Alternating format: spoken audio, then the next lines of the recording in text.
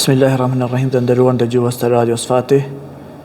Ja ku gjendemi përsëri së bashku në emisionin tonë Bisedat e Ramazanit, ku si çdo këto 5 vite në muajin e begat të Ramazanit bisedojmë me të ftuar të ndryshëm, bisedojmë biseda të ndryshme të cilat dëshirojmë që të shtjellojmë në këtë muaj të begat të Ramazanit, që ta përkrahim fetarizmin tonë me njohuri dhe me dituri të reja. Dhe sot kemi të ftuar imamin Emil Efendi Kallaben që të flasim për këtë muaj të begat të Ramazanit. Por para se të fillojmë, i dëroj mirëseardhjen imamit të nderuar dhe e falenderojmë që prandoi ftesën të jetë pjesë e emisionit Bisedat të Ramazanit edhe këtë vit bashkë me neve. Faleminderit edhe juve, se keni ardhur në xhamin ton, shtëpinë ton. Allah i rujt. Allah i shpërbleft.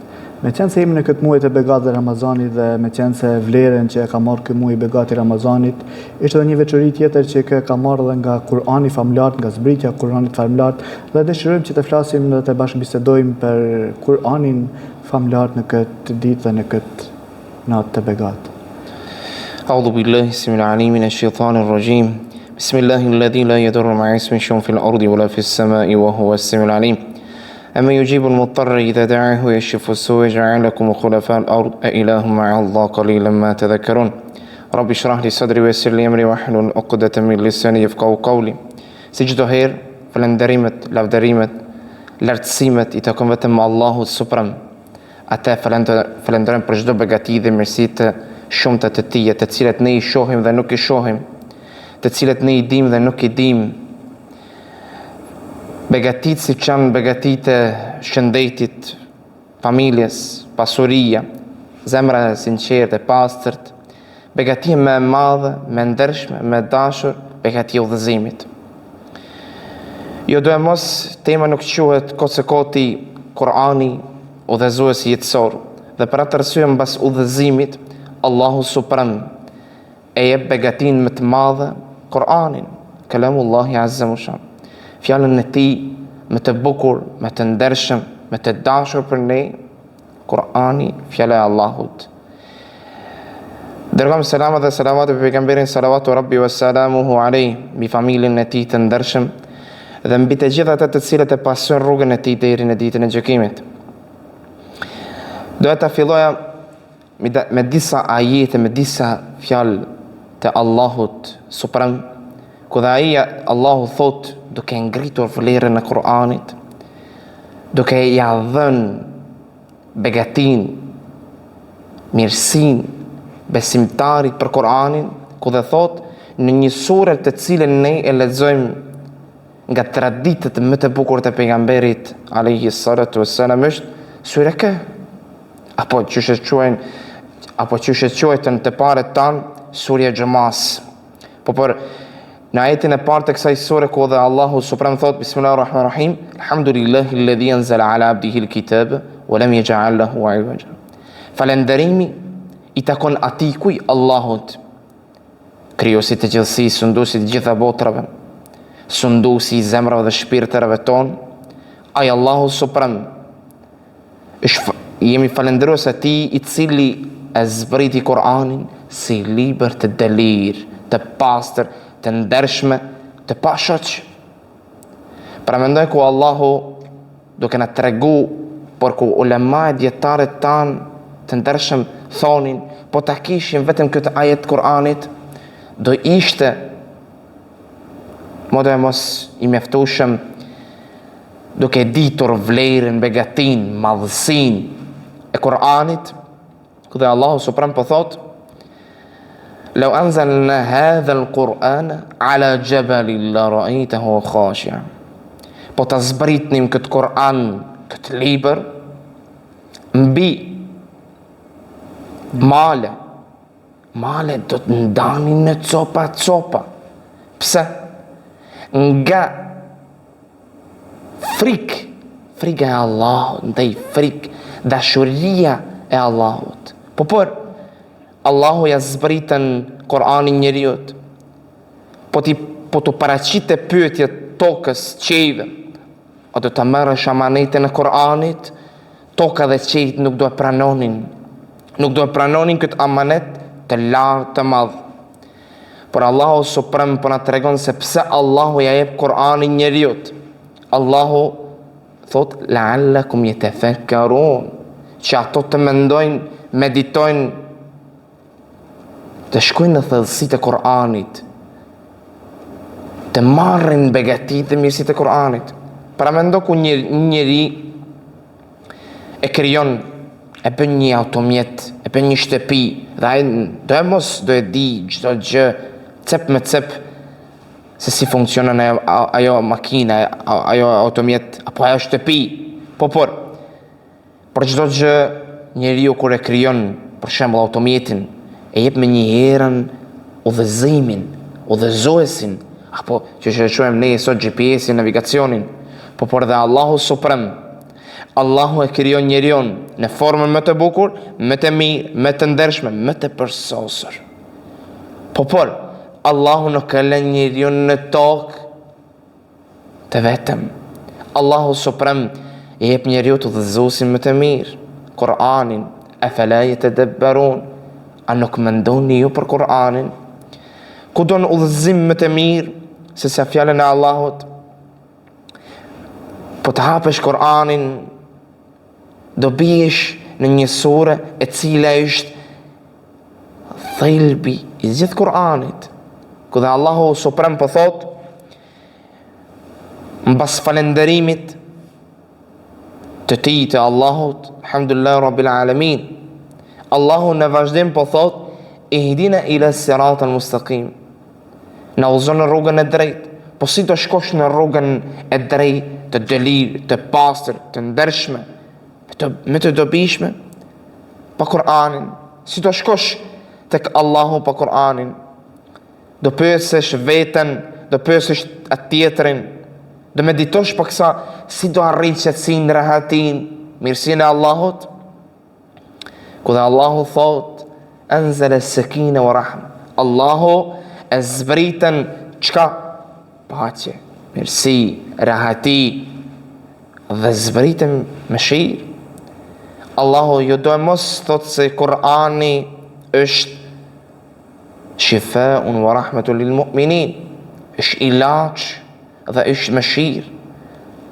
Si do e kuptonim këtë ilaç dhe këtë mëshirë, ku Allahu në disa vende për Kur'anin famlar po thot, do kuptonim ilaç, do dish, a do di se zemra jote është e semur, a do di se zemra jote po flen, a do di se zemra jote ka lëkshti.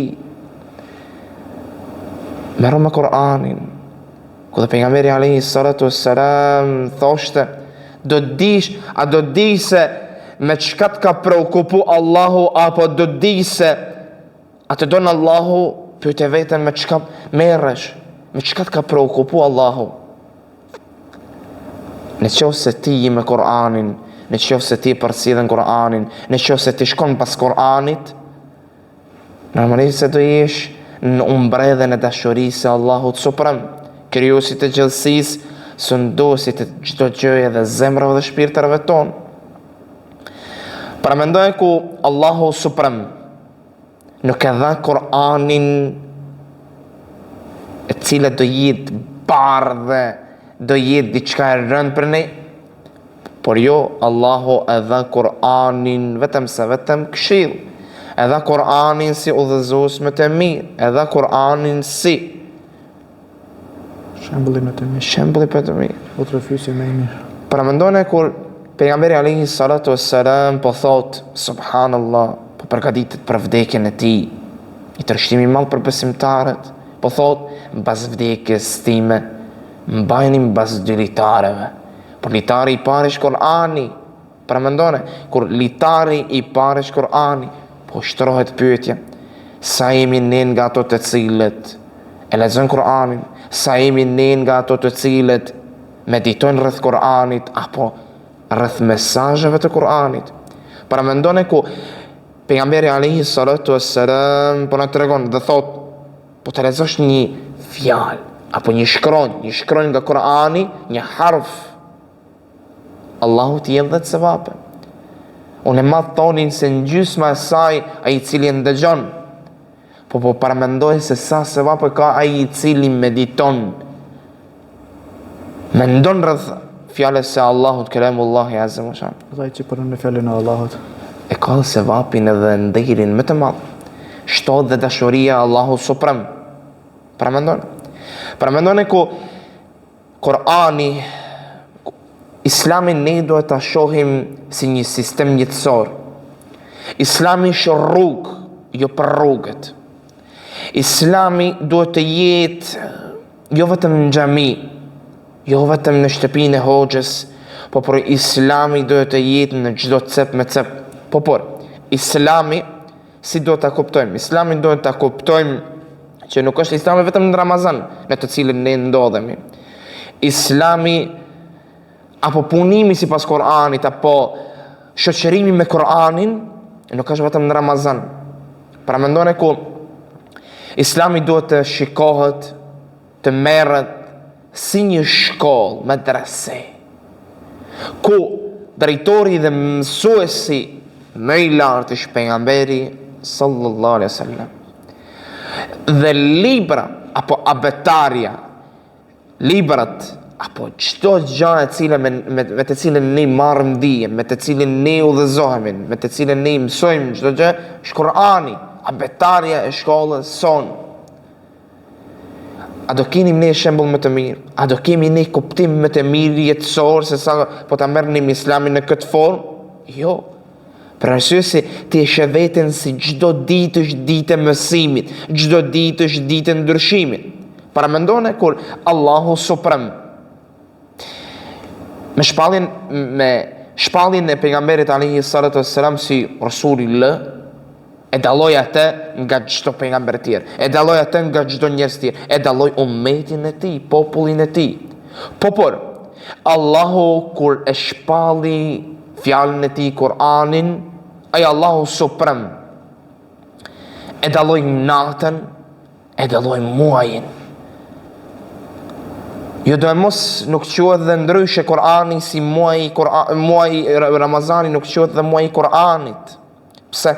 Sepse në këtë muaj njerëzit e marrin vitin e ri si një vit i balansit, një vit i preokupimit si më kaloi viti. Vetë reflektimi. Por besimtari e shikon Ramazanin si muaj i fillimit dhe mbarimit. Mbarimi derisa të vijë Ramazani, fillimi kur të vijë Ramazani dhe mbas ikjes tij. Para mendo ku Ramazani është mbushja e baterive tona. Njeriu për 11 muaj harxhohet, humbet, bie. Por njeriu me ardhjen e Ramazanit dhe me shoqërimin me fjalën e Allahu Suprem arrin tek qëllimi më i madh i Kur'anit, modo e mos se qëllimi më i madh i Kur'anit, edukimi. Me arrit një edeb, me arrit një ahlak të mirë, një moral të lartë të njeriut. Allahu Suprem vetëm se vetëm ja dha njeriu të marrë dobi nga Kur'ani, jo shër, vetëm se vetëm të marrë dobi. Sa herë i thomi vetes apo duke folur me shoqëri apo në shoqëri duke biseduar, duke bërë muhabet, i thom ky njeri i Kur'anit apo ky njeri ka shenjtë të Kur'anit. Ky term ka mbetur nga koha e pejgamberit alayhi salatu wassalam. Pse? Se u dallonin njerëz nga shenjat e Kur'anit.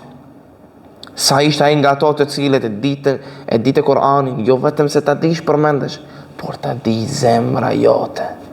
Ta di zemra jote, ta di punë dhe veprat tuaja. Jo vetëm se vetëm ne të lexojmë Kur'anin duke i thënë vetes se unë lexova sot një gjuz, apo sot e lexova një jetë Kur'anit, një faqe të Kur'anit, por jo, unë sot e lexova një faqe të Kur'anit, mendova rreth këtyre ajeteve dhe meditova rreth këtyre ajeteve apo kësaj faqe. Para mendoj ku a do dish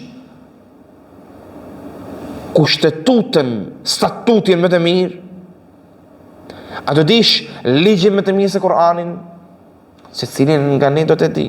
Për shembull, sa ligje ka që merren me çështje familjare, ne do japim çështet më të mira, kushtetutën më të delirë dhe më të pasër. Ajgëgje.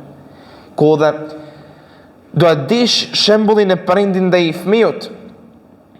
Ke Lukmanin alayhi salatu wassalam, Lukmani këshillonte me këshillat të arta të birin e tij. Por në Kur'anin famlar, ne kur e ndëgjojmë këshillat, ne kur i marrim ato këshilla, nuk ka asnjë farë dyshimi se këto këshilla, këto tregime të pastra, të ndershme, të sinqerta dhe këto tregime të vërteta nuk bien ndesh me jetën tonë të kësaj kohe dhe kohët të kaluara. Do shikosh shembullin më të mirë merr Lukmanin si prind, por do shikosh shembullin e mirë të pastër, të ndershme dhe të dashur për ne si fëmiu ndaj prindit. Kemi Ibrahimin alayhi salatu wassalam, para mendone ku Allahu Suprem nuk e quajti do e mos Khalilur Rahman, shoku i Allahut, shoku i Zotit, shoku i mëshiruesit. Ibrahimi alayhi salatu wassalam si i vogël e respektonte, e nderonte, e donte prindin e tij, babain, duke ditur se ai dhe babai i tij nuk besonin në të njëjtën gjë, duke ditur se nuk janë në të njëjtin rrugë, duke ditur se nuk janë të njëjtët ideologji. Ibrahimi alayhi salatu wassalam respektonte babain e tij, e donte babain e tij, duke mos marrur asnjë farë dallimi. Çka do shembull më të mirë? Qenë se jemi në muajin e begat të Ramazanit dhe pejgamberi jon ishte ai i cili e praktikonte Kur'anin, apo ishte siç e cilëson edhe Hazreti Aisha, Zoti i qoftë i kënaqur me të, Kur'ani i gjallë. Unë të kemi shembuj nga praktika e pejgamberit tonë të dashur me Kur'anin famlar, si e lexonte për shembull në këtë muaj të begat, si vepronte me sahabët me Kur'anin, dispozitat e Kur'anit të cilat ai praktikonte në jetën e tij. Në vejse po, pejgamberi alayhi salatu wassalam është plot e përplot shembuj të ndryshëm. Aisha radiallahu anha në disa herë po na tregon, transmetohet, ku Aisha po thonte pejgamberi alayhi salatu wassalam i rridhnin gjak nga falja namazit. Por duke pyetur pejgamberin alayhi salatu wassalam, apo dhe sahabët disa herë pyetin pejgamberin alayhi salatu wassalam, pse po falesh kaq shumë? Pse po lexon kaq gjatë Kur'anin famlart? Ku dhe ka qelluar disa shembuj ku pejgamberi alayhi salatu wassalam duke lexuar disa nga ajetet e Kur'anit famlart, po çante rridhnin lot në Kur'anin famlart, duke ditur, para mendone ku pejgamberi alayhi salatu wassalam Allahu i thot, Allahu ja porositën dhe i thot, ti ke gjunahet e falura, të kaluara dhe të bëra, duke ditur se pejgamberi ka qenë i pastër nga gjunahet, duke ditur se pejgamberi alayhi salatu wassalam ka qenë njeriu i pastër nga to, njeriu më i ndershëm, më i mirë në rrugën toksor, më i talluari. Por pejgamberi alayhi salatu wassalam kur nuk ka ndaluar në meditimin e Kur'anit, Kur'ani shpall atij. Por pejgamberi alayhi salatu wassalam një rast dhe thotë, unë i friksohem ditës e gjykimit, unë i friksohem gabime me katëve të mia. I thonin sahabët, ja Rasulullah, si friksohesh ti kurse ti ki gjunahet e fshira, gjunahet e pastra, ti i pastër nga to. E shembullin ndaj nesh, ne i marrim pejgamberin alayhi salatu wassalam si uswetun hasana, shembullin më të mirë, më të pastër, më të ndershëm, më të dashur për ne. Pejgamberi alayhi salatu wassalam jo do e mos nuk na thot këtë që ne ta kuptojmë se Kur'anin duhet ta kuptojmë, a thu se Kur'ani zbritur mu dhe ty, a thu se Kur'ani Allahu e ka zbritur faktikisht bashmu. Kur Kur'ani thot bëj punë dhe vepra të mira të ndershme, a thu se Kur'ani vetëm mu më thot punë dhe vepra të ndershme. Allahu i drejtohet Muhamedit alayhi salatu wassalam Kur'anin famlar, por ne si besimtar duhet ta shikojmë Kur'anin, të meditojmë rreth tij, a thu se Kur'ani më shpallet mu. Në qoftë se don të hypesh në thellësitë e Kur'anit, duhet ta kuptojmë në këtë mënyrë. Kur'ani, siç thash, edukatori jon Muhamedi alayhi salatu wassalam, por kemi edukuese dhe tjerë në Kur'anin famlar. Ku pejgamberi alayhi salatu wassalam ju do mos kishte edhe shok në Kur'anin famlar.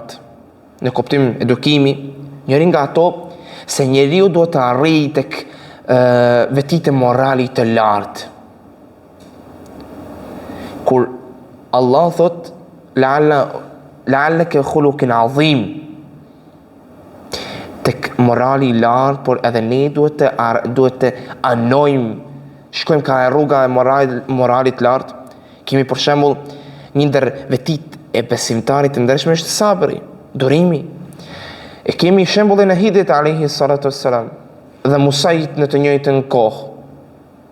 Ku Hidri ja mëson Musait sabrin. Por jo do e mos në këtë rast Allahu na mëson në 83 raste sabrin, durimin. Njeriu nëse don të arrijë diçka në këtë botë, të arrijë të ketë dashurinë dhe mëshirën e Allahut suprem, do të ketë këtë veti të ndershme të lartë, sabrin. Jo do e mos do i lidhim këtë tëreshë më të mirë, Kur'anin, muajin e Ramazanit, sabrin, por do e bëjmë 4 të ndershme dhe agjerimin.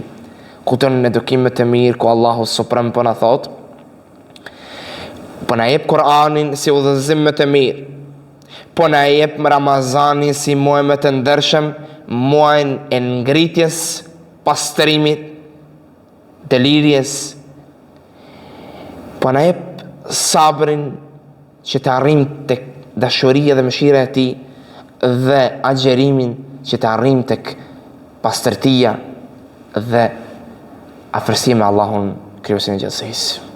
Me qenë se çdo gjëja ka fundin e vetë dhe misionit tonë po i afrohet fundi, dëshirojmë që të marrim nga ju dhe disa këshilla për këtë muaj të begatë të Ramazanit, për të gjithë ata të cilët kanë mundësi të na ndjekin në frekuencat e radios Fati, por edhe pastaj në kanalin tonë në YouTube, ku gjithmonë do të kenë të mundur që ta ndëgjojnë ligjëratën tuaj dhe ligjëratat të cilat i zhvillojmë ne së bashku. Zoti nderoft, këshilla më e mirë do ishte që ne të mos të harrojmë Kur'anin famlar, që Kur'ani famlar mos të jetë në raftet tona i plotësur, por Kur'ani të jetë në zemrat tona, në duart tona, në praktikën tonë, në jetët tona.